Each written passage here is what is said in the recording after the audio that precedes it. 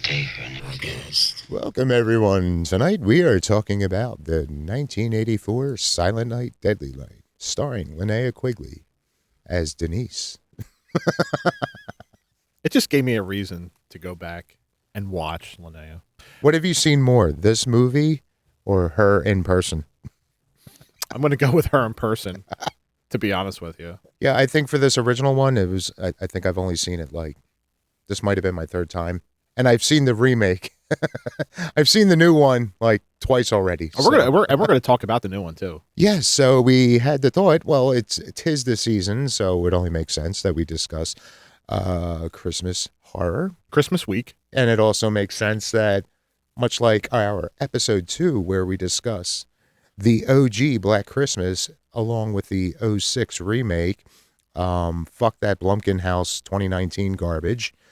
I've heard enough about it that I will not watch that movie because it sounds like, other than the name, it has nothing to do with Black Christmas. But yeah, we figured in the spirit of that, why don't we discuss this movie and the brand new remake that came out? It was nice to kind of go back and watch the original because I don't think I've watched the original 1984 Silent Night, Deadly Night in a long time.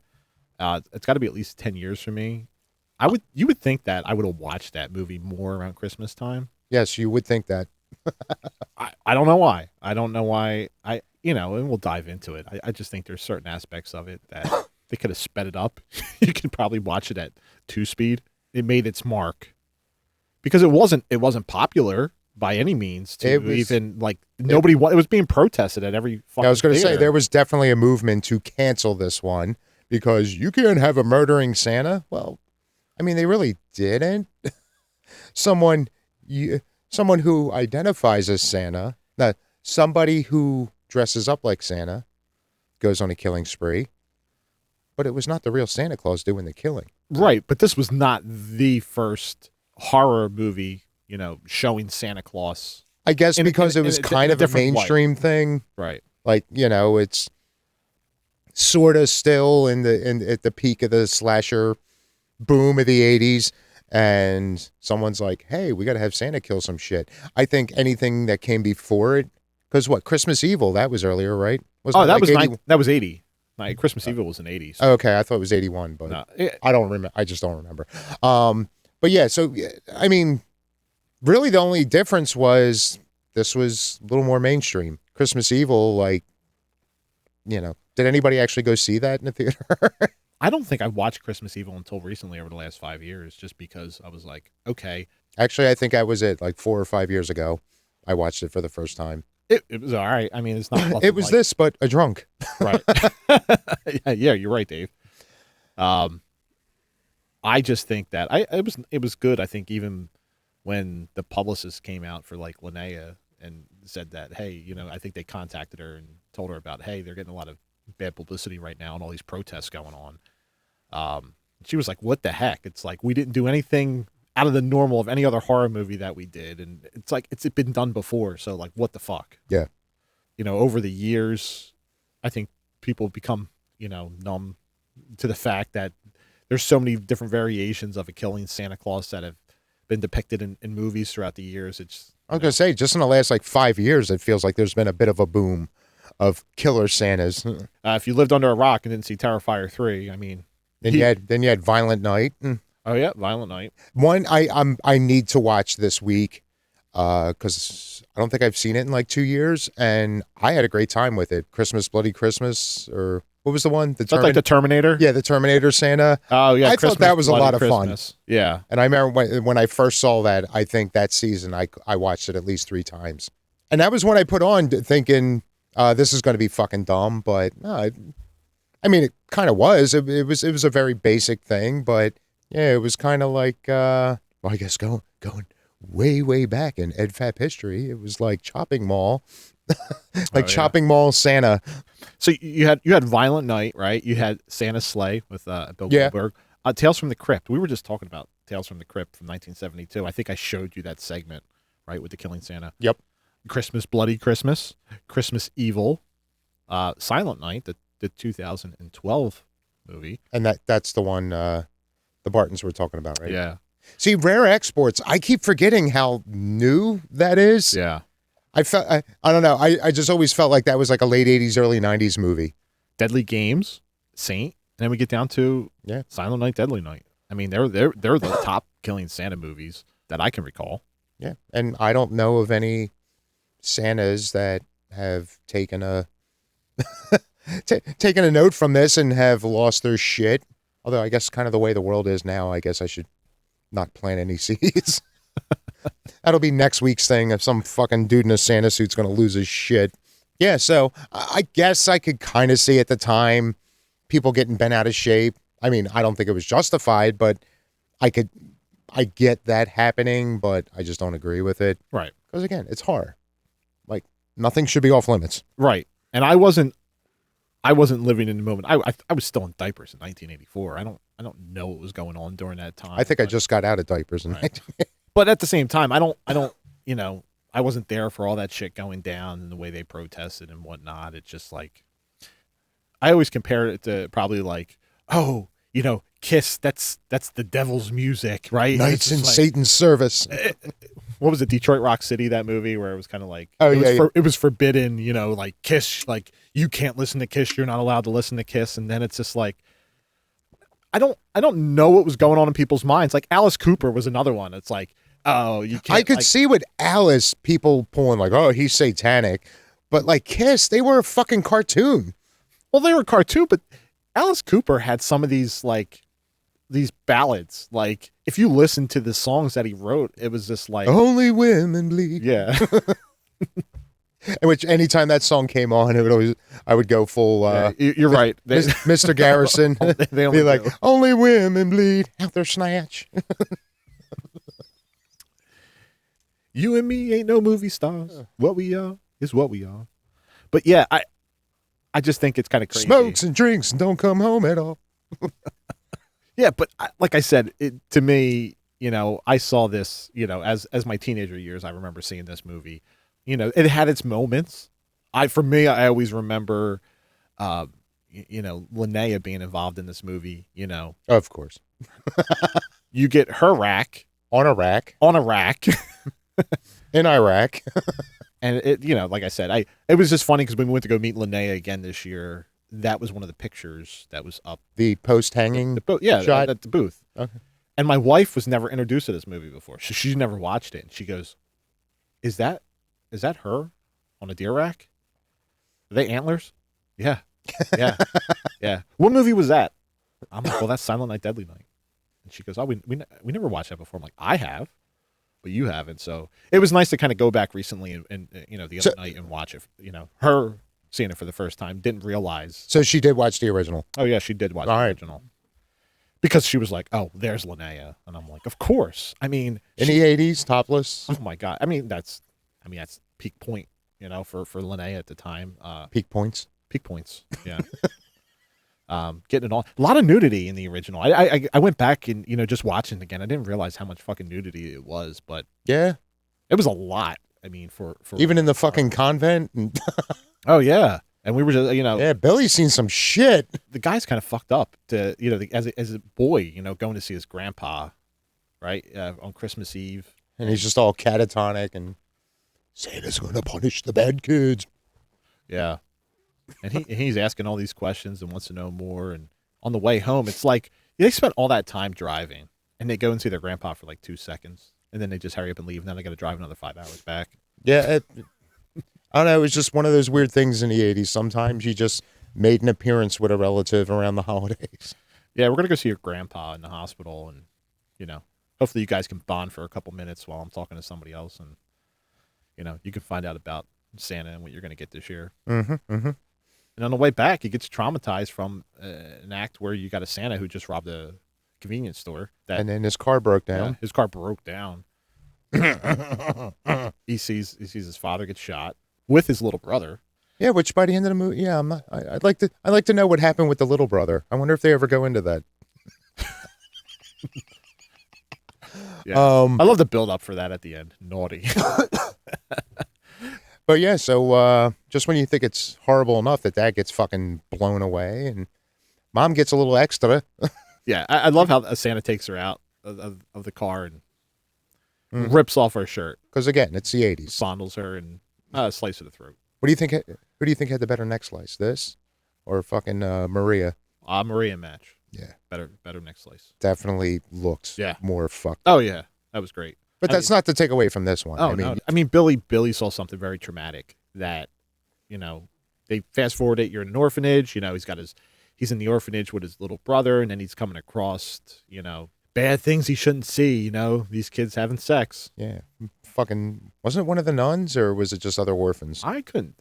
For some reason, I never focused enough because oh, boobs, and then it was like, oh wait, who is this? What's going on? Yeah, you got some softcore. He's definitely not titillated by any of it. He was just like, wait, what? Wait, what's going on here? And Mother Superior fucking loses her shit, and he gets punished. Yeah, that's not fair. I mean, to not him. saying they didn't. They definitely got their comeuppance, but the fact that Billy got punished, like he just happened to walk up to a door and was like, like it almost traumatized him more. Yeah, Which I guess I gotta respect the strictness of it. I don't know. It just felt like they're just proving a point. Yeah. It's like this is naughty, and you can't do this or you can't do that. naughty is always punished. Yeah, No exceptions. yeah. But then they even go fast forward from there. It's like, hey, he's getting into the real world. Do you have a job for him that he can work at the toy store? So he starts becoming, the The stock boy. stock boy, and he's got a girl there that he's got his eye on, and But then what was the other dude's name? Andy? Andy. Yep. Yeah. The one that basically Yeah. rapes her. Oh yeah, that was a little rough. But I thought the part where the guy who's in charge of the store, Oh yeah, the old man. the old man, Yeah. Mr. Sims. Yep. Do you remember where he's from? So you don't say how many yeah. how many times were you struck by lightning?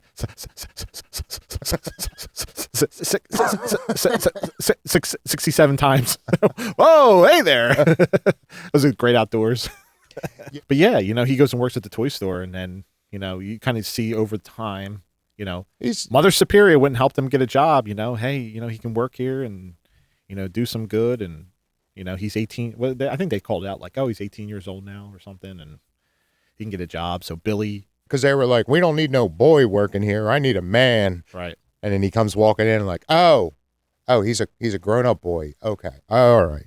But yeah, so he comes in and then what happened? Their Santa called in sick or Yeah. again, I'm blurring lines between two movies. Right. Yeah. But yeah, so but- he's got to basically jump in and play Santa. Like the kid's been traumatized at this point. Yeah, he don't do the red Yeah. suit. Yeah. But in a pinch, yeah, they needed a Santa on the fly, so he went in and he wasn't good at it. No, he got through the time and needed to. Yeah, He was struggling. yeah, Like he wasn't but he got through it. He pulled it off, right and everybody was happy with him. until he lost his shit afterwards. Well, when you see when you see your crush getting molested, Oh yeah. Like he sees in the back, somebody's having it. Like I guess his boss is having a conversation. The old man's trying to have a conversation with him, and he can see exactly what's going on. Is that this other guy, Andy's trying to put his hands on his girl. oh, he's putting hands, Yeah. he's putting things on her, in her, Yeah. all over the place. Yeah. They're getting very. He's getting very rapey in the back room. Like I've seen it in enough movies. I'm guessing to some extent that had to be a thing of like stores. It's like, all right, we close at 8:00. And it's like, boom, 8:00, lock the door, flip the sign to close, party time. Like the Christmas party started at the exact moment. They locked up. Yeah, they were done. It was like, click, all right, get the booze. Yeah. Like I wish I was part of that. I don't think. Because I know them traditional Christmas parties didn't go that way. Oh fuck no. Yeah, no, so yeah, and they didn't waste any time. Like everybody's getting fucking plastered, and then Andy's like, "Oh, I got a present for you back in the stock room." No. Starts going all Goodfellas. No. Go back there. Go back there. Yeah, the present's back there. He brought the Christmas sausage. It's no Genoa salami. I don't know. He was pretty Italian. Well, Billy is not dealing with this shit. Yeah, so he goes back there. I mean, she's screaming, so obviously this is completely non-consensual. Right. And so Billy comes to save the day. So grab some lights, and he might have hung something more than just the lights. That's some brute strength, right? Yeah, take some Christmas lights and Fucking hangs the dude. One-handed too, right? Right. Yeah, good times. Yeah. It's like, okay. Because if you're that spontaneous about it, you might not get the right positioning with that, and it's going to start cutting the circulation off your fingers and all that. But now the fact that he was able to wrap that and just get the proper grip of one hand and just... Ugh. So then this ungrateful bitch... Oh my God, she's flipping out. It's like, dude, I just fucking saved you. You killed my man. And he was just... No, he was bad. This is the worst. Like, all right, bitch. You didn't like that? So at this point, now he's going on a killing spree.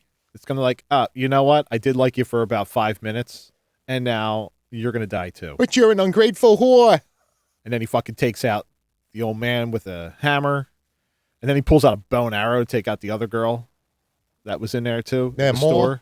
And then it's like, make sure everybody was locked in, and yeah, he diversified his styles right out of the gate. And now he goes on the rest of the movie. He's on a fucking killing spree. Yeah. Right? So you know what's going on. So he leaves that store. Yeah, but Mother Superior came to checks in on him at the store. He's fucking gone AWOL. He's gone. He is on a path. Chaos at its finest. Yeah, so the rest of the movie is him going on his killing spree. Mother Superior trying to find him.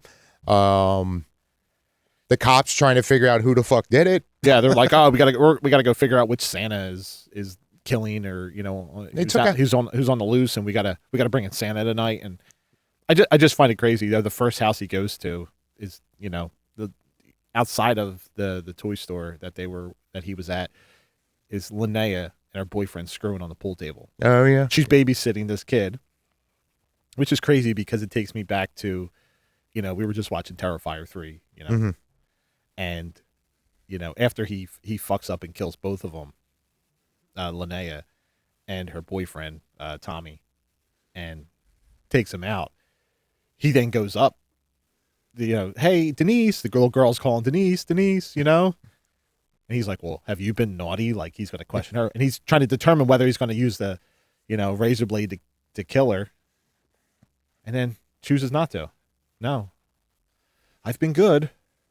And he gives her the razor blade, and I go back and I'm thinking, wow, are they paying, not realizing that part in Terrifier 3 where that razor blade becomes a major tool used to rip apart somebody's head.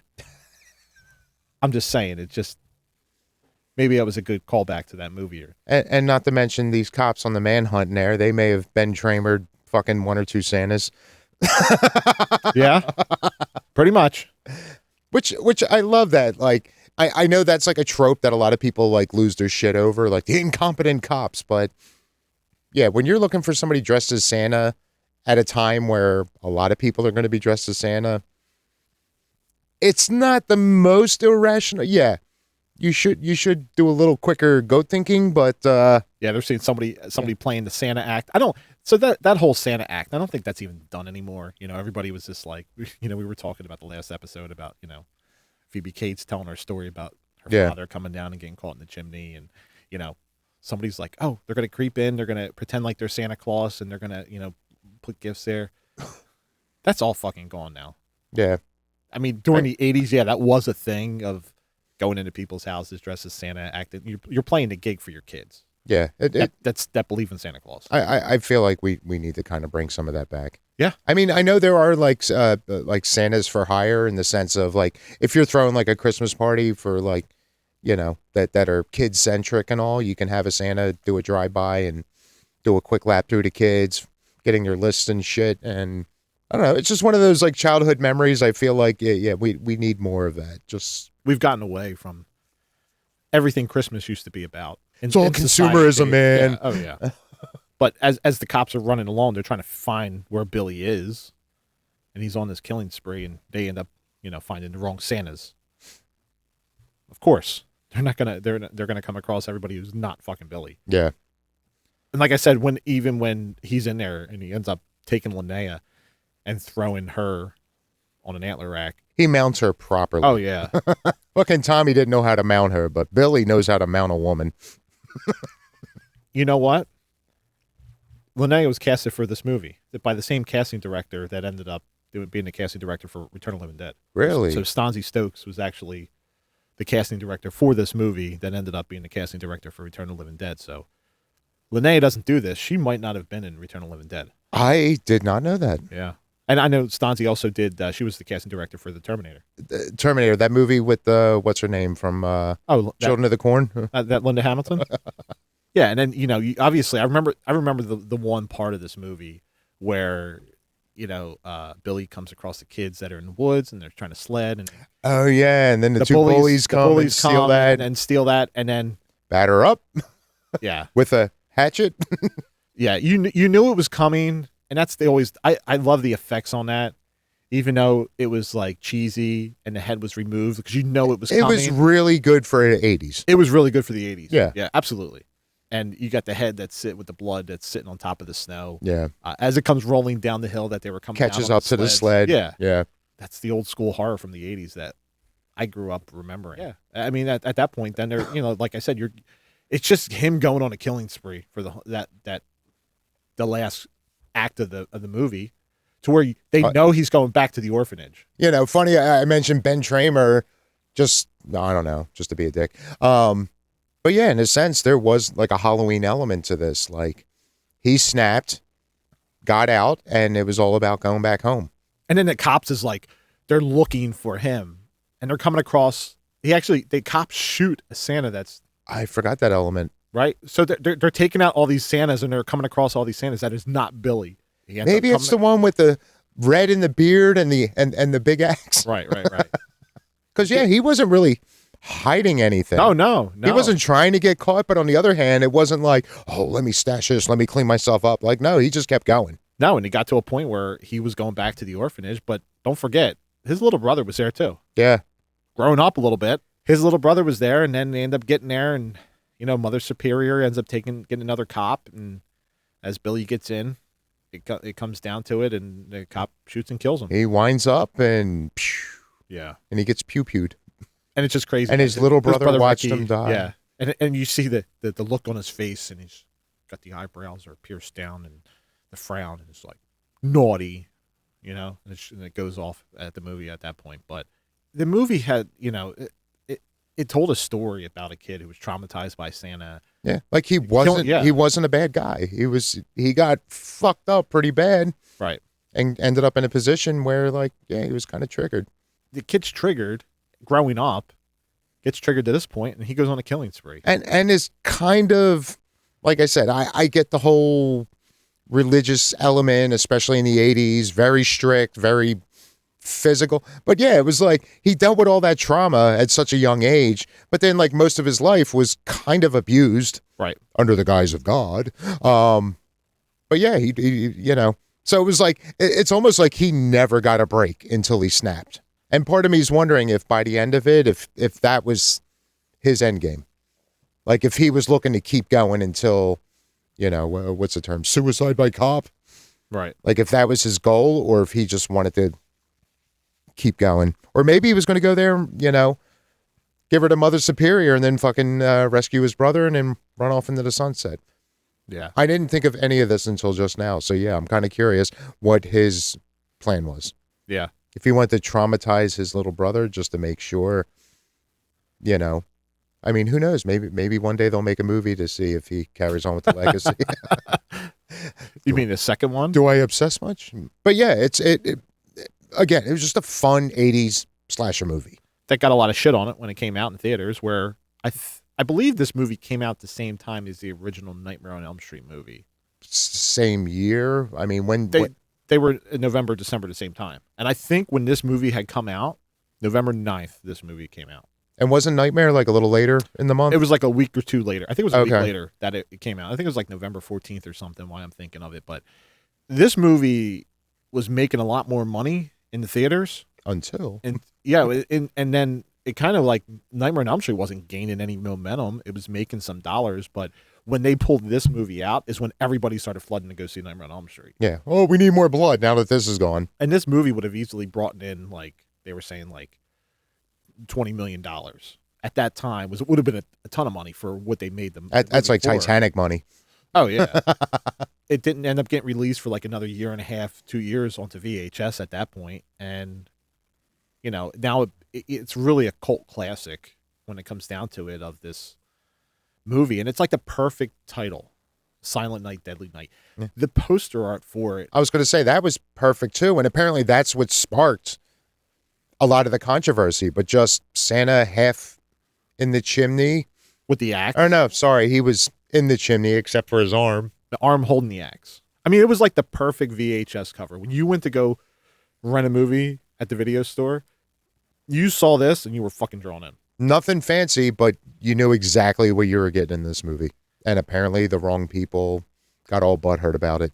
Where would you rate 1984's Silent Night, Deadly Night? I don't know. I feel like for me it would be like a 5.5. I think I might go 7 on this one. Really? Yeah. For some reason, I don't know. It just hit a little more entertaining this time around.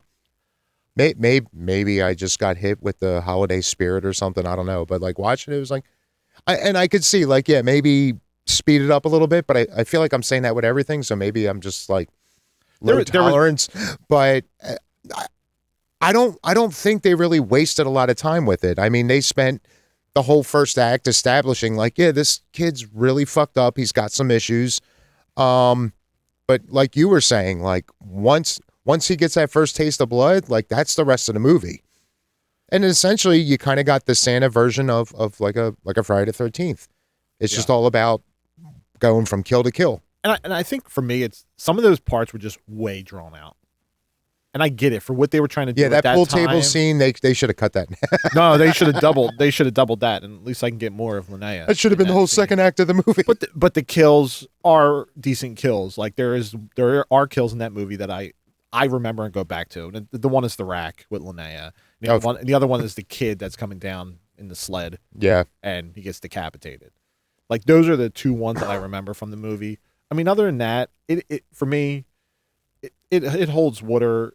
It is what it is. Like I said, I'm around that 5.5, and that's just because I went back and rewatched it recently. But I'm also like coming into perspective of I also see a lot more other things. Like I said, this time around, I feel like I had more fun with it, and yeah, it's just a standard 80s slasher, just with somebody in a Santa suit.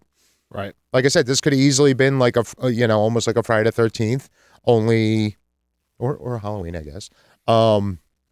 Only it's somebody in a Santa suit. That's the killer's fucking disguise. I'm a little pissed off. Like I think I was telling you, CT Horror Fest was Robert Brian Wilson, who played Billy, the Killing Santa, throughout the majority of this movie. He was there, and I was like, do I go up and meet him? Because who's the other guy from 2? Eric Freeman or? Yeah. That sounds about right. They were both there at the same time at CT Horror Fest, and they were together, like the booths, like right next to each other. And I was like, oh man, should I go up there? And I'm figuring I'm going to meet him again. I already had a long day, and I missed out, and I kicked myself for it because I should have went and met them and had the opportunity to talk to them about the franchise a little bit. Have you seen any of the other sequels, like 3 and beyond? I haven't seen 3 and beyond. I've seen the first 2, and then the new one. And then the new one, yeah. Which originally I was totally fine waiting for it to come out on whatever streaming and stuff like that, but I heard just enough of a buzz. It's like, maybe I'll check it out now. And I don't know. I really thought it was going to get a lot of hate because was it Rohan Campbell being in there? Like a lot of people hate him over one silly role. Why? And what would that role be? I believe he played the great Corey Cunningham. In Halloween Ends. I mean, I made it quite clear over the past year or two that I didn't hate the movie. I get some of the critique. I believe there were certain logical missteps, but I still had a great time with it. I'm glad somebody did. There's like me and 3 other people on the planet. Right. But when I heard he was announced to take over the torch for Billy, like just his face alone, I'm like, that makes perfect sense. Like, not saying he looks like him, but he definitely still has the same like boyish features about him. So as soon as I heard that, I know initially a few people were like, oh Jesus, don't put Corey in this movie. He's going to ruin this too. Like, as soon as I heard that, I'm like, that makes sense. Yeah. I feel different about him now after watching this movie than I did prior There was a little stank put on him because of that one role. And even, I mean, I've done that with some people, but this wasn't one of them. This wasn't one of those, oh, no, fuck Corey. Like, I was pleasantly surprised about this movie. I didn't know what to expect. I think he did a good job at recreating the original Billy. I did not know what to expect because I did not watch the trailer. I just wanted to go in with an open mind that this was going to be a remake. And I feel like they didn't just do it a scene for scene remake that you knew where it was going to go. This goes in a totally different direction that we were not anticipating for. I don't know about to me it came off on par with, again, going back to the '06 Black Christmas. It for the most part was the core original movie. They just tweaked a few things, you know. Oh yeah, they definitely did that. I agree with you there. I joked in I don't know, one of our more recent episodes about the whole thing where in Black Christmas there were implications of how close he was to his mommy, whereas in '06 it was a little more than just some implications. Same thing with this. I mean, it was a pretty true remake. They just added some elements to it that made it more enjoyable because I like those elements that they added because. And Venom was a great movie. That's the first thing I said to you when I was watching this movie. And honestly, when you first sent that, like, it took me a second. I'm like, what the? Oh, shit. How? Like, until you sent that text, I didn't even think of that. But it was like, fuck, that's exactly what it is. So the movie opens up exactly pretty much on par to how the original opens up. Yeah. Mom and dad take young Billy, to visit grandpa. Yeah, they're already acting kind of weird, mom and dad. You had Aunt Gladys fucking offering Billy some candy. That was a fun little addition. And I love, like, right there they did that whole subversion, like, oh shit, what's this bitch gonna do to this poor kid? And it was just a misunderstanding. Oh yeah, spoilers for 2025 Silent Night, Deadly Night. But yeah, mom and dad, like, there was something off about them.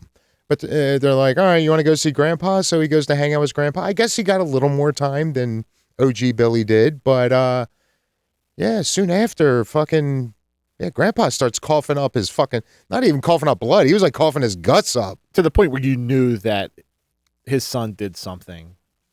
Yeah. Gave him something that he wasn't anticipating that he was going to react to right away. And then now Billy's kind of traumatized because his grandfather's going through the same aspect, talking about whether he's been naughty and nice and Santa's supposed to be coming, and yeah, and he fucking croaks and throws up all this blood and shit. And you figure, like, okay, so all right, instead of watching his parents die, he's going to watch grandpa die right in his back. Nope, they get on the road. And dad's like, he's just like, oh, is grandpa going to be okay? No, grandpa's dead. Grandpa's dead. Like, this is an after. We're done. We're not talking about And even grandpa mom's like, anymore. what the fuck? He's like, you want me to lie to him? Right. So, but yeah, same deal. Only you get instead of the broken down Santa, you get the Jeepers Creepers Santa kind of fucking with them, pulls up, rear ends him a little bit. He gets out, goes over to the car. What the fuck, dude? Bah! Head blown off. I don't know. This is the first change I don't know if I approve of. That he just flat out kills mom. Well, I feel like to keep true to the essence of the franchise, Ma should have got a little extra. Basically, at the same time, she goes to, this Santa that, kills his father, comes over to the car, and you don't know if she's dead or not, but at the same time, did she take her heel and jam it in his throat, or took something and jammed it into his throat? What did she? I forget what it was. Yeah. Something at the same time that happened. Look, I just saw it a second time and I already forget what she did. But yeah, Ma fought a little. Yeah, she hit him at the same time where he fires the gun and blows her and kills her. Yeah. So it's a double kill at the same time, and Billy's seeing it. Now, yeah, there's no other brother. There's no baby brother involved in this. It's just him. Yep. You see this goes on, and then the next thing you know, boom. Fast forward. It was a flashback nightmare thing. Yep. He had a flashback nightmare, wakes up and he's got this advent calendar that for every day he's got these blood marks in. Yeah. And you see that. It's a little weird. He's at like a motel that he killed somebody that's in the bathroom that he's taking the blood from, and he's putting his finger marks into this advent calendar. Which I like how, like, yeah, he's creative. But not just that, is that you get Billy with an inner person that's talking to him, which brings up the whole Venom piece. Yep. You have no idea. You have no idea why at this point. Yeah, it's like all of a sudden you hear, so wait, is somebody else in the room with him, talking to him and all this? Like, it took me a minute or two to realize, oh, he's hearing this. Yeah. And it was like, okay, this is a fucking, now this is a stretch from the original, but it grew on me really quickly. It was an element to the movie that I was like, okay, where are we going to go with this? And as a whole, I like the way it played out because you got to learn more about, I guess, the purpose of this. And again, like, you nailed it. As soon as you said Venom, I'm like, holy shit, that's exactly what it is. So yeah, he's hanging out this hotel and he looks around the side he goes outside, looks around the side of the building, and he sees a cop investigating something with the guy. So the guy he killed is missing in the truck that the cop is searching at, because you could tell, like, this person in the tub had this logo on him that matched. That's another one I blinked and missed. But so this inner person that's talking to Billy is basically telling him what he needs to do. And then Billy's kind of like Venom meets Morpheus, because he's just like, all right, wait, here, go here, do this, do that. Yeah. I go where I say, when I say. He's like, no, can't do that. Yeah. And he's like, you need to do this. And he's like, no, I don't. No, I don't. It's like he's disagreeing with him. It's almost like a buddy cop movie, only it's a serial killer and his schizophrenia. Yeah. Yeah, so he managed to get away from there. He skips town. Next thing you know, he's in another location, hanging out at a diner. And yeah, I guess he sees this lady come walking in to pick up her order. And I guess this officially kind of kicks off the movie, going right back to following the trajectory of the OG. Yep. Pammy. Ruby Modine. Who is the daughter to Matthew Modine. Papa Matt. Which you may know from Stranger Things. Yes. Papa. Or Full Metal Jacket, either. Oh, Full Metal Jacket. Teach their own. Vision Quest. Yeah, that one too. But yeah, I mean, he's got a love interest that he's attracted to. So he does kind of stalk her a little bit and fucking. So yeah, this inner voice he calls Charlie, and he's just like, don't go there. He's just like, oh no, I'm fucking. And I like how he wasn't, for the most part, he followed Charlie's instruction, but he wasn't a blind slave to everything he said. He definitely took some liberties, which we will get into in a little bit. But he would talk to Charlie, and then people would be around and like, what the fuck is wrong with this guy? Yeah, and he would try to be in, like, it wasn't like he was like screaming out loud having this conversation, but you know, if Charlie's giving him some shit, he's going to respond, and he's always trying to do the, shut the fuck up, man. But yeah, not enough that, yeah, he does continue to get looks. But yeah, so he stalks this girl and finds out she works in like a nursery toy store. No, well, I guess more of a nurse. I don't know. When I saw that, I just thought like Dabley's, but smaller. It's got a mixture of little hodgepodge of things, but basically like a holiday store. Holiday cheer store. Yeah, he goes in there and ends up looking for employment. Well, he creeps her out and he walks out and he's just like, I'm a fucking idiot. It's like, ooh, they're hiring. Yeah.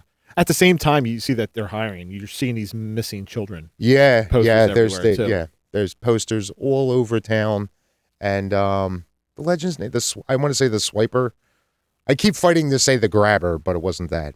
I thought it started with an S. I forget. But yeah, they say it's like an urban legend in town of this person that's basically stealing all the kids, and they're like, oh, that's just something, that's just some urban legend around here, but.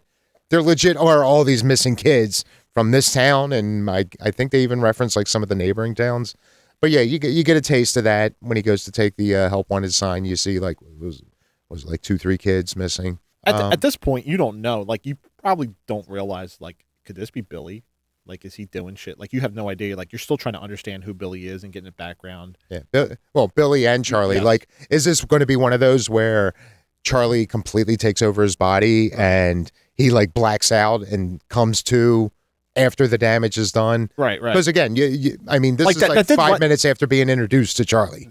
So It did run through my mind, like, did he have anything to do with these kids that went missing? yeah. When you see that these posters are there, and I'm not talking about, weapons these kids that went missing. This is like individual one-offs, not groups. Yes, this wasn't some like cult disappearance or whatever the case is. Right. Yeah, so he ends up getting a job as a stock boy in the Shocker. store.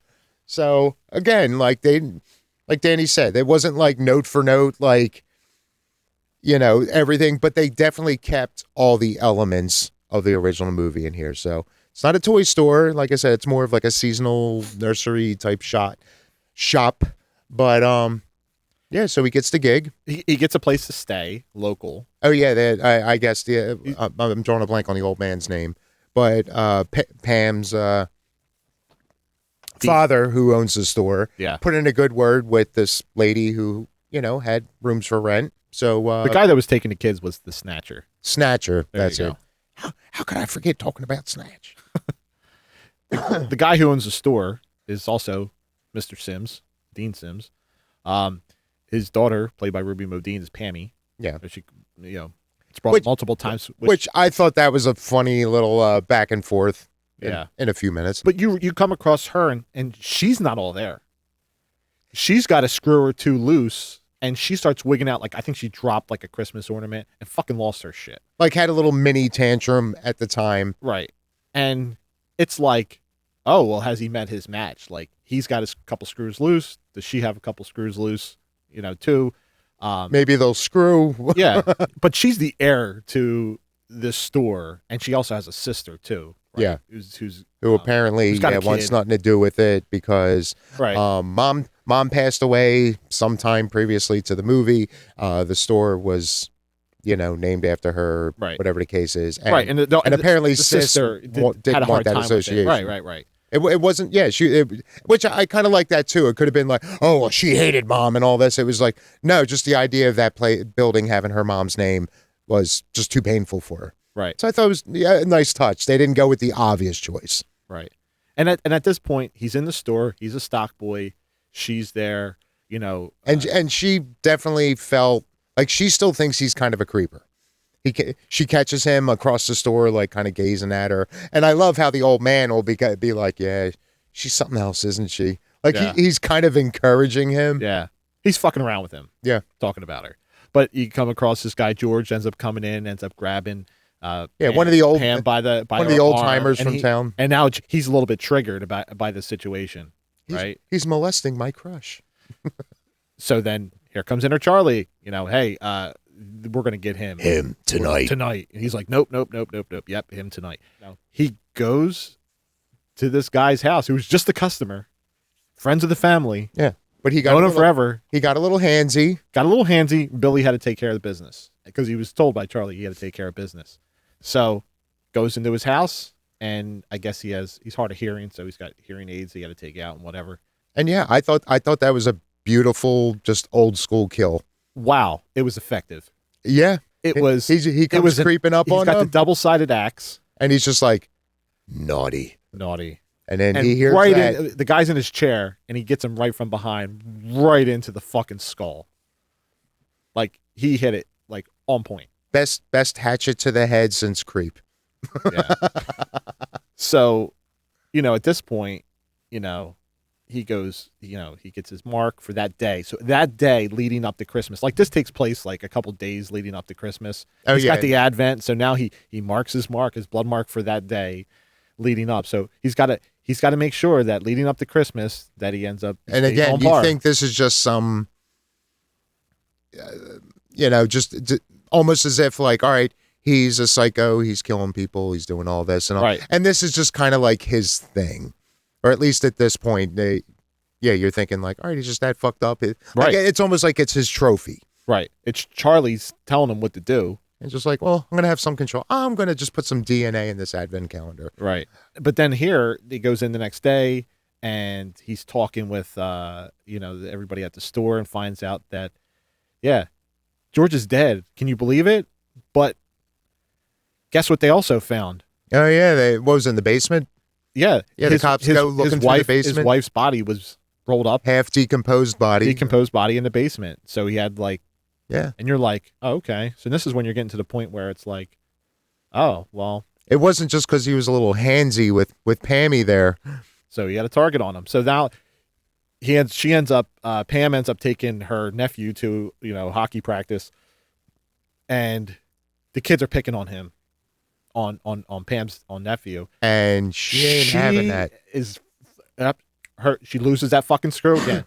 She goes onto the fucking ice and beats the living shit out of the kids. Goes full Happy Gilmore. Yeah, with a fucking hockey stick. And because the coach isn't doing anything about it, oh, their kids are messing around and, they're bullying the shit out of her nephew. She ain't standing for it. At the same time that she's dealing with that, there's another parent that's getting on their kid and, yelling at their kid. And again, her right now. Yeah.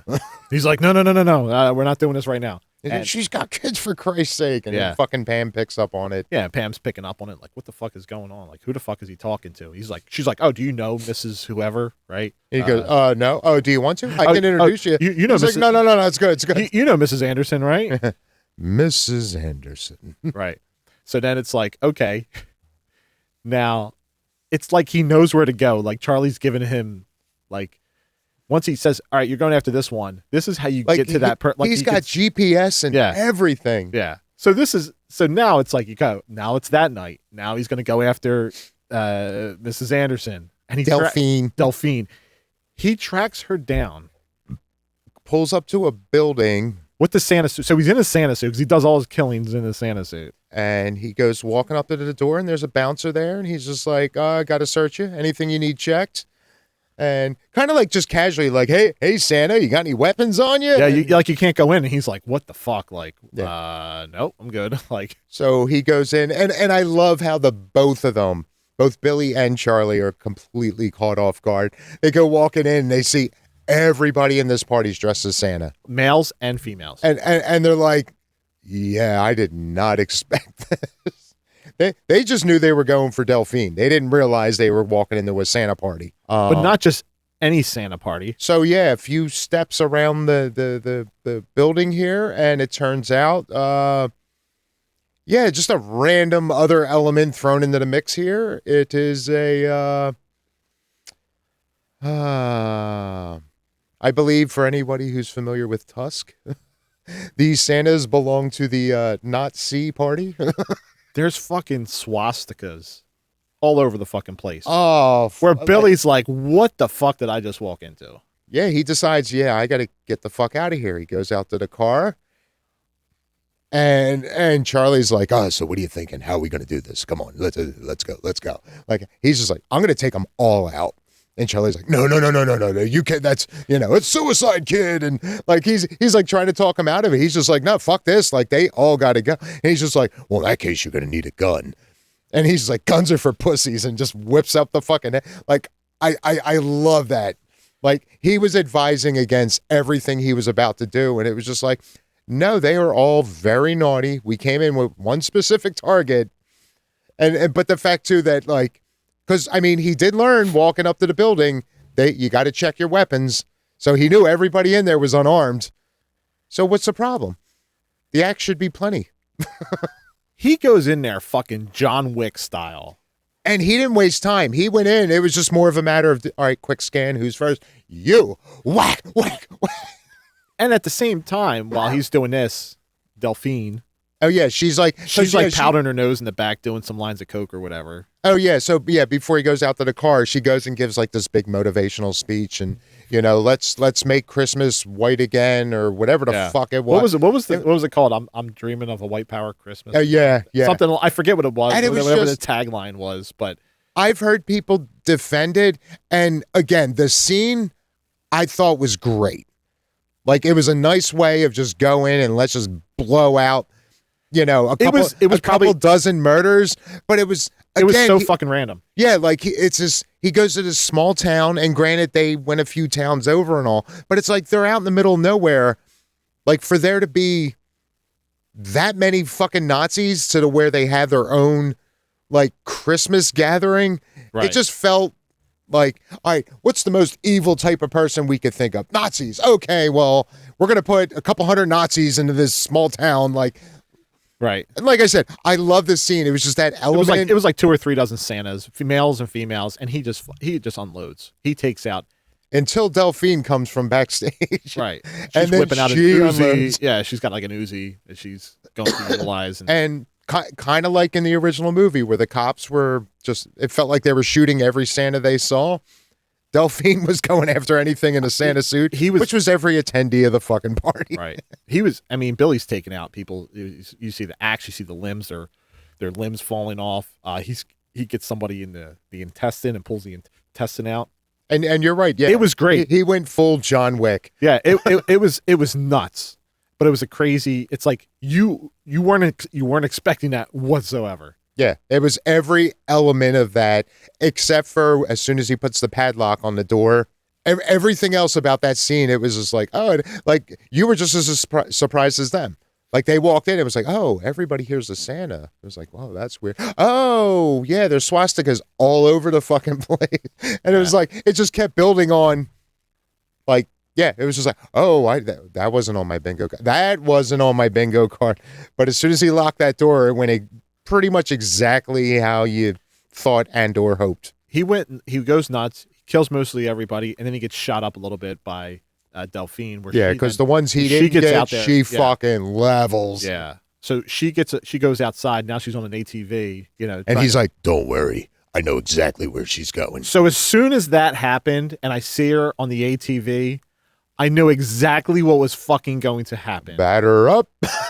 And now you got the scene where the kids in the original were coming down on the sled. Yep.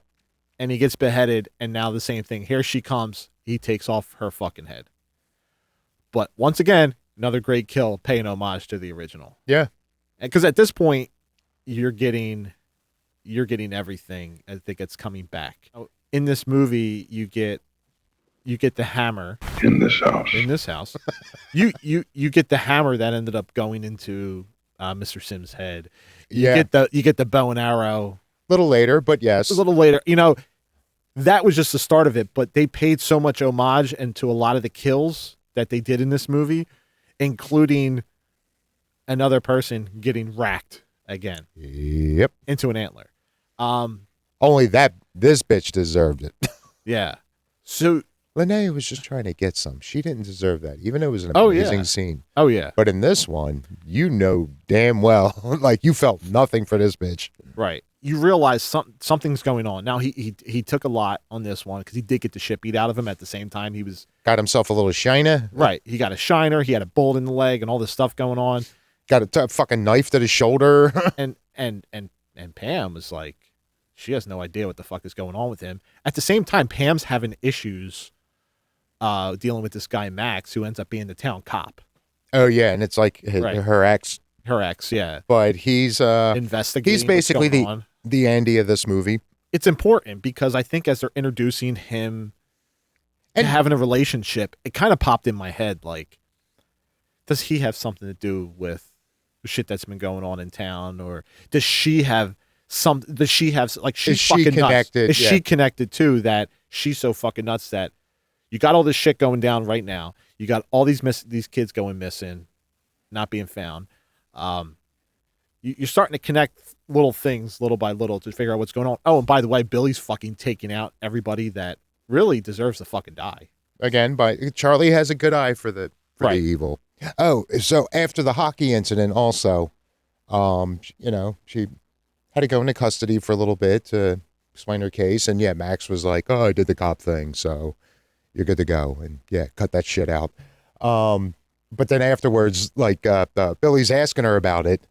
Like, what the fuck, dude? And, and she was saying, like, she's like, I don't know what it is. I just had these anger issues. And like, it's almost as if there's like a voice in my head telling me to do this shit. And you see Billy kind of like, hmm? And again, I thought that was a cute little touch, but she's just like, oh, I'm a bad person. He's just like, no, not really. And then what was it? Something she did in grade school? Yeah. I forget what it was, but like, and she's like, and he kind of reacted like he was just shocked that, oh my God, she did a shitty thing back in the day and all. And again, I just thought it was him kind of not simping for her, but kind of, just being encouraging and being nice to her.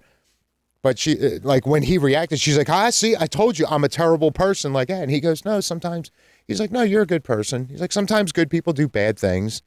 And again, I just thought it was him like being nice, like, nah, give yourself more credit. And again, we might come back around to that. Yeah, and I think after I forget at what point. I know leading up to that when he takes on that Nazi party and ends up killing everybody there. Well, no, Delphine gets half the credit. Yeah. she took out half of them. But as you go back to the beginning of the movie where his parents were killed, you get different flashbacks of him going back to what happened on that night. Where you get like an extra second or two. You get different parts, you get different things. So when, at some point later on that's when you see the mom killing Santa at the same time, because you don't know what happened at that point. And then you just kind of see him standing over her killing Santa and Santa killing him at the same time. So at this point, you get more of these flashbacks where you find out and you see Billy go over to Charlie, who was the Santa that was. Well, that was a little bit later. That was like closer to the end. Oh, when they show that part of it. All right. So, but yeah, you see him. He comes back to the store, and they're like, "Oh, what's with the shiner?" And like, "Oh, by the way, George. Yeah, he's like our store Santa." Yeah. Well, guess what George was. And yeah, he's MIA. So, Billy. Can you throw on the Santa suit? And I love, don't do it, kid. You know what you are. You can't handle this. So he basically becomes the Santa for the store. All the kids are coming there. And I thought it was himself. Again with a twist, because now you have the Charlie element. But it was still a pretty good recreation of the original Santa scene. Right. Him playing just that. Oh, and I don't know, like watching this one, like, because I saw this and it was like, oh shit, I should go back and watch the original again. And when I did, like, I'm watching that scene and it's like, I'm just picturing, even though they don't show it in the movie, now I'm picturing him having that inner voice, that inner, that inner dialogue. Time. It was like, I think that's why I thought this was such a nice touch. The Venom element of this movie. And not to say it makes more, because again, kid went through some fucked up shit, and of course he's going to snap and all. But I just enjoyed them adding that extra layer to it, even though it's kind of spoon feeding you things. But whatever, whatever. So yeah, he plays the Santa role. Basically, he ends up pulling it off. He gets through the day to the point where she's so happy she wants to bang. Wow, that was probably my favorite jump scare in a movie in a long time. Because he goes back into his room or back into the stock room, and he's I guess getting ready to get changed back to his civilian clothes, and I don't know if he heard something or if he thought he saw something, but whatever. And you see him walking around like, oh shit, what's gonna happen here? And she jumps out and fucking just has her way with him. Bravo. Pammy's a good egg. Oh, she's good, all right. And the Jello wasn't bad either. Oh, sorry. So yeah, now they're a thing. And this is where, at the same time that they're kind of getting together, you now see a truck that's outside with a kid inside of it. Oh, yeah. Banging on the wall. So what happens, our father goes outside. At one point, you do hear... Yeah. So Charlie's explaining, because he's like, oh, hey, kid, you missed a day. And you know what happens. So they leaked that little bit of, apparently, for the 24 days of Christmas, he has to kill somebody every day, because if not, then somebody innocent dies. And now that Billy's gotten some pussy, now it's like, well, no, I kind of like this better and all. And he's like, come on, innocent people die all the time and all. Yeah, but what if it's somebody you care about? And so they do kind of spoon feed you like, okay, this is what the next scene's going to be. So yeah, there's a kid tied up or taped up in a fucking truck, and then her father, Pam's father, comes up and basically sees something going on. Sees somebody's tied up in the car, this truck, and he's like, "Come on!" He's like, "Relax. I'm gonna go get help. And next thing you know, Pam's father. There's some cherry Jello all over the window of that truck. Yeah, gunshot. He's fucking dead. Fucking blew his head off, and then so the camera turns and you see it was somebody in a cheap Santa mask, and you see him like waving on, like, "All right, come on, let's go take care of this body." I don't know. I kind of like how they immediately just jumped to like the funeral. Like it was done and boom, you get the reaction of it. They didn't have to go into finding the body and all this. And I think at this point, we are kind of getting towards the third, hitting like the third act of the movie. Right. So makes sense. Like, all right, let's get the ball rolling. It comes down to the point where Pammy makes her Christmas wish and said that I wish Santa was real so he could fulfill my one wish, and that would be to find the motherfucker that did this and give me the honor of basically filleting them. right. And again, nice, because I mean, she's upset. She's not screaming or anything. She's just like, this is what I wish would happen. But this is where you get the backstory of. Yeah, so Billy's like, what if I told you I could make that happen? John, don't do it. She's going to leave. She's going to leave. And he fucking comes clean. So he starts, he started telling the story. He tells the story, but you end up getting the flashback of him, Billy, at the time where his parents were killed, going over to Santa. Yeah. And he explained that he's like, I don't know, I was as terrified as I was.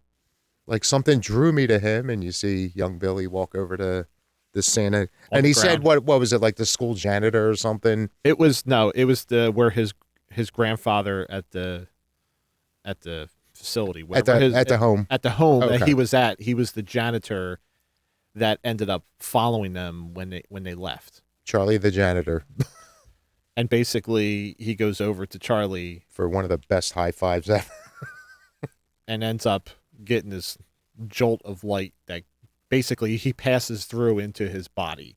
So now you're getting a supernatural element to why Charlie is now talking to Billy this whole entire time inside of his body, because he had passed through. Yeah.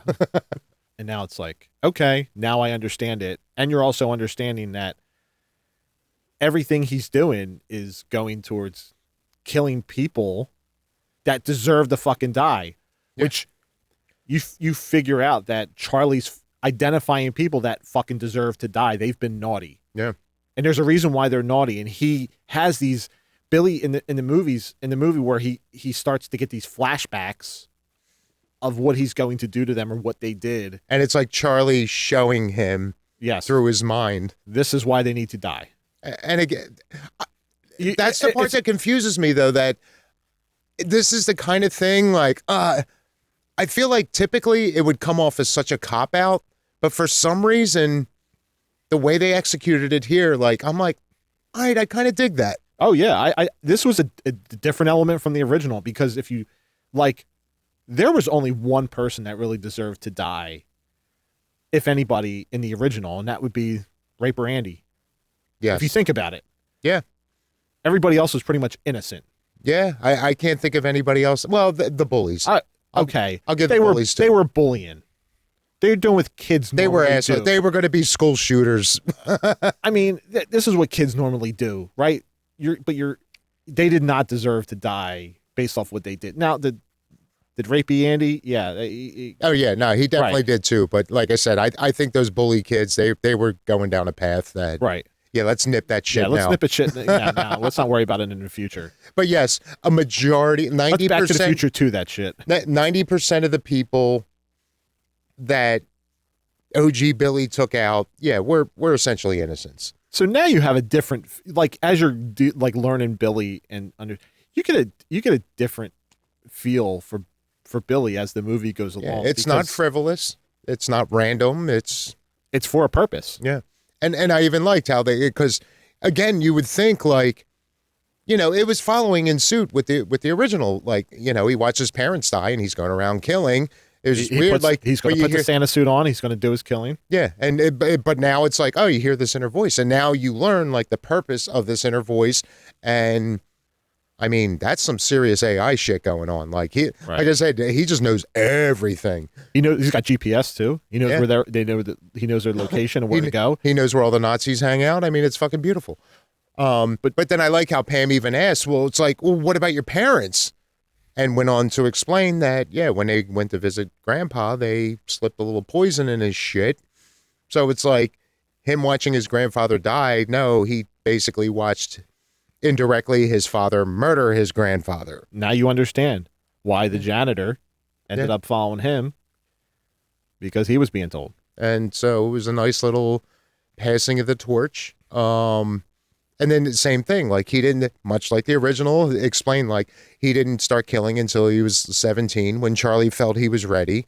But yeah, Oh, that's the part when he was going through and talking about when he first started killing and went through his first kills. yeah, and it was the foster mom, Yeah, or one of his foster moms, and yeah, she was a bitch. when he's telling her the stories about what led to his first killings and everything, and I guess they were together, they were on their way going to Yeah, so find out where he kind of plants the people- seed when yeah. they were snuggling in bed, but then when he's like, all right, you know what, let's go for a ride. So he's driving to the person's house, wherever driving somewhere with that purpose. killed her father. Yeah. Right, and he's telling the stories, and that's where they go back and they show you all of the kills.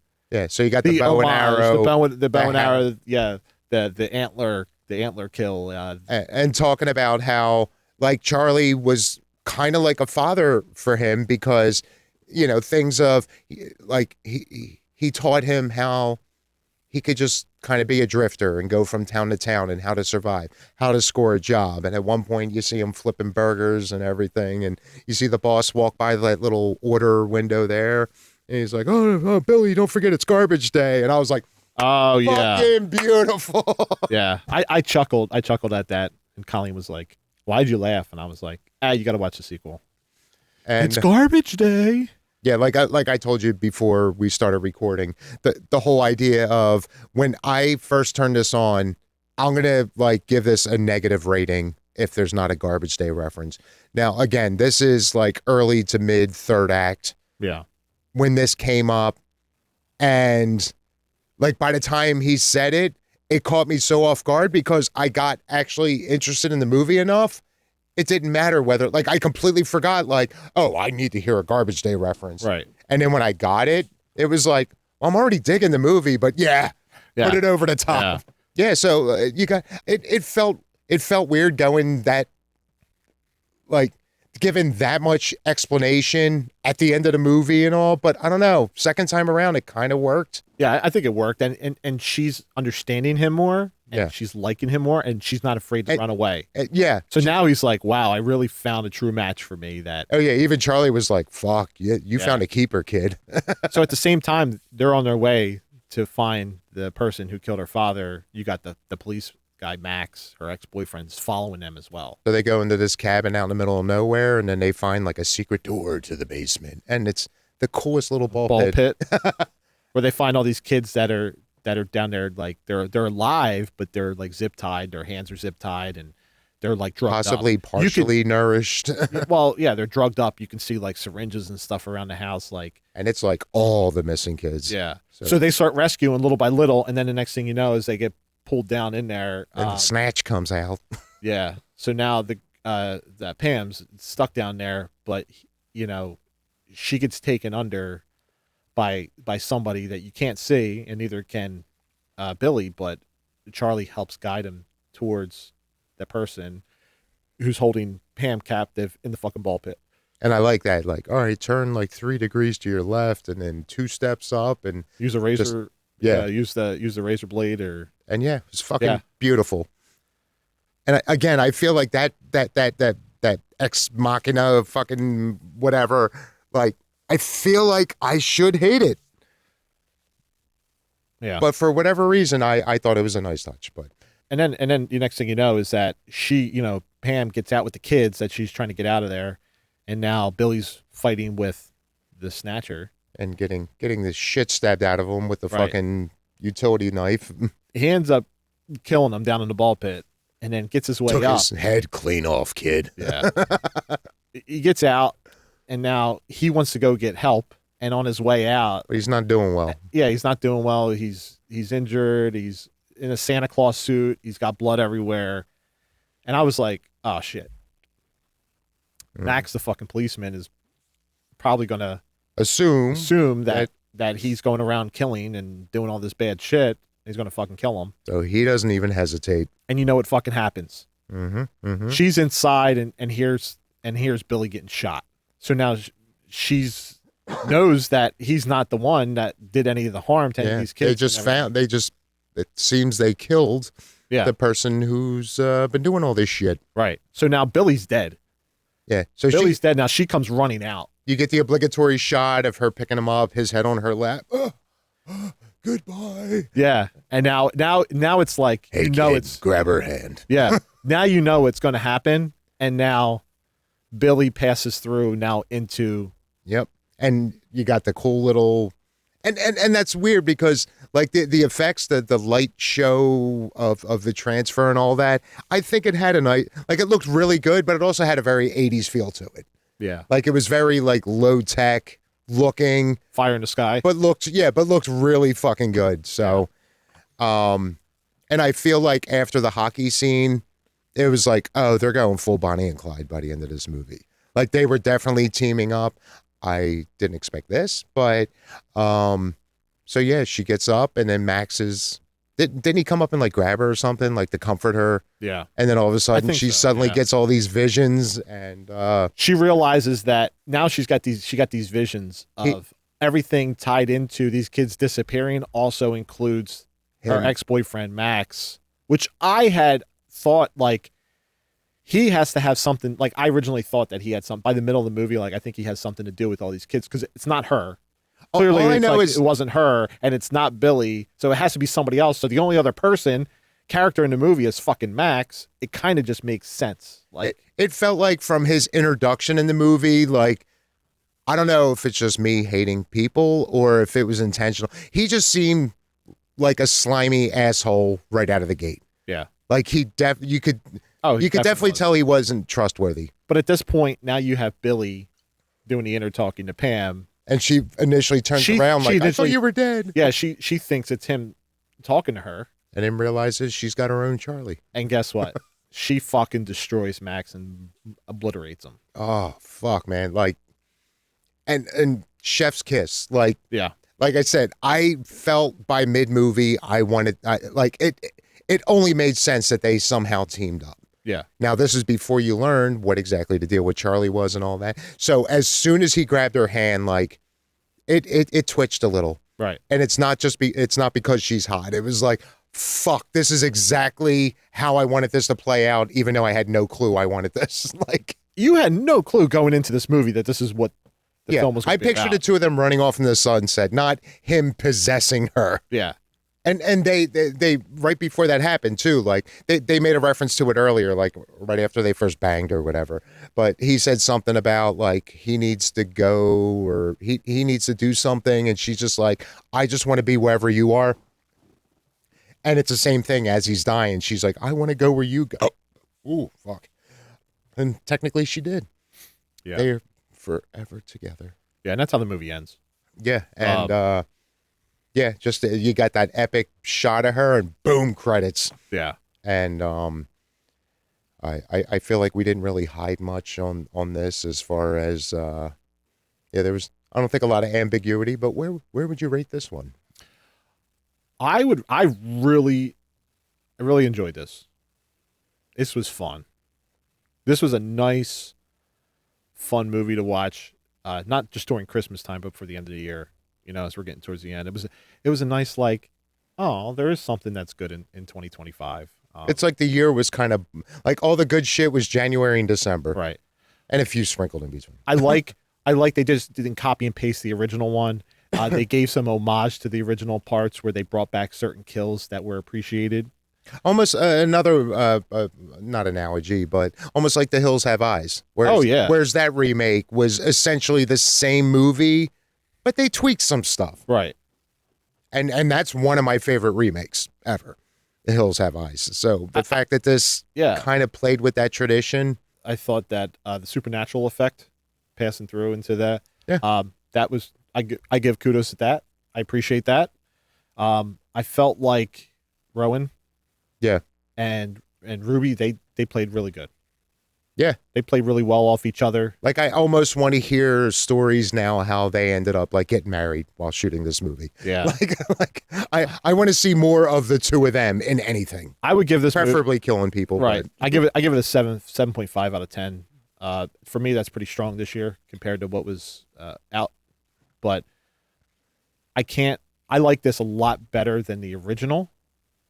But I appreciate the original and what that did when that came out during its time of its first release, I can appreciate. I'm one that can appreciate from when a movie came out during that time. Similar to Black Christmas, I can appreciate that movie from when it came out. Yeah. And to me, it still holds up, even though, I agree this one still holds But up. you have to keep in mind of, the time in which it came out. Right. They made this a little bit different, same elements, but they made this a little bit different. I really enjoyed this. I didn't think I was going to enjoy it. I thought this was going to be another copy and paste, and that wasn't the case. I liked it. I almost watched it out of spite. Yeah. I went in, it was like, all right, not a lot has wowed me this year. It's like, a lot of people are talking about, fine, I'll fucking watch the movie. Or not out of spite, but kind of reluctantly. It's just like, I'll just do it just so I could say I saw it. And I hate how much I liked it. So what would you give it?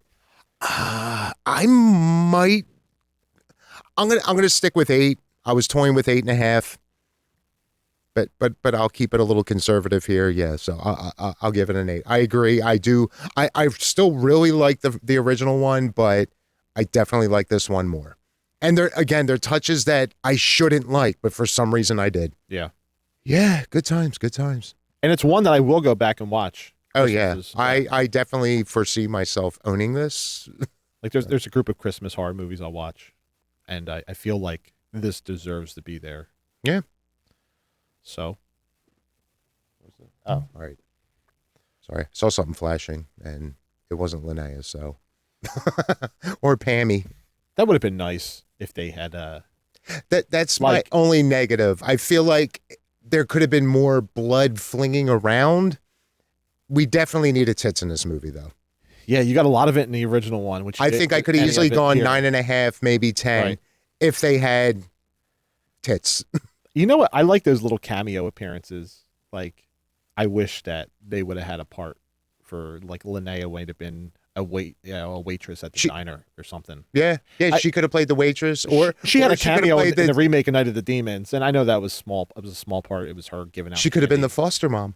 Oh yeah, yeah. I mean, although for that character, I think it needed to be a bigger woman, like someone of taller stature. Oh yeah, she's so petite and small.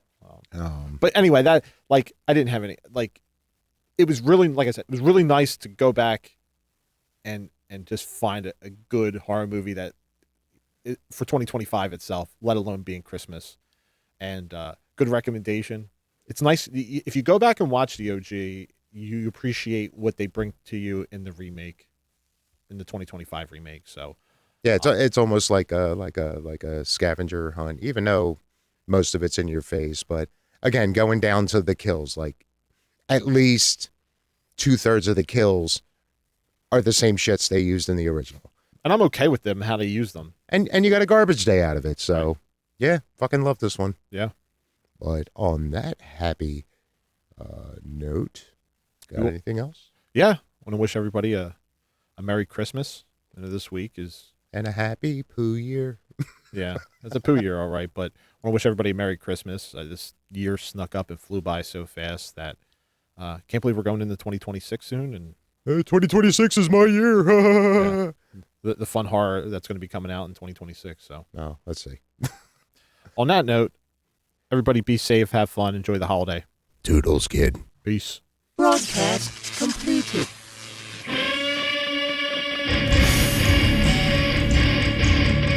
Listening to What an Excellent Day for a Podcast. Be sure to come on down to excellentdayforapodcast.com, where you'll find our entire catalog. And for your convenience, every episode contains a link where you can text the nerds.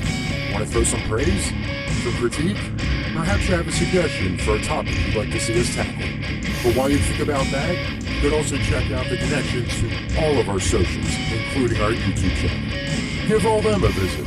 But don't forget to like, subscribe, and share with everybody you know. And for those feeling a little extra generous, there's also a button where you can support the show in other ways. Every bit of support helps. Well, that's it for this episode. And remember, stay creepy and keep talking some damn horror.